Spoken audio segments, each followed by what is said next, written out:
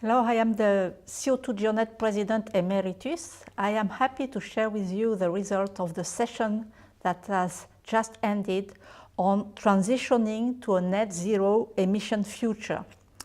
This session highlighted the value of CO2 capture and storage, the CCS technology for society, for enabling to meet the Paris Climate Agreement targets.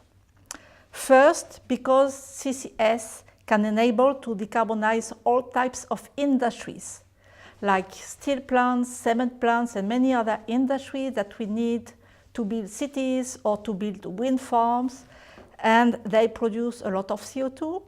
And the only obvious way to decarbonize these industries is to capture the CO2 and store it underground in geological formations.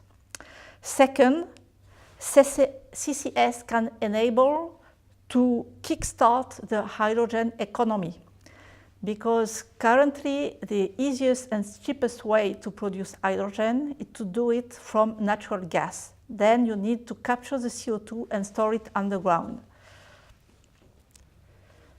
The third example that was given is that CCS can enable to withdraw the CO2 that is already emitted into the atmosphere by combining biomass energy production with CCS.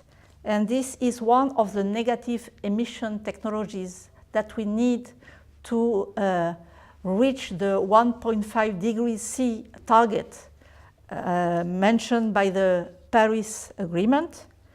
And we will need, according to IPCC, these types of negative technology.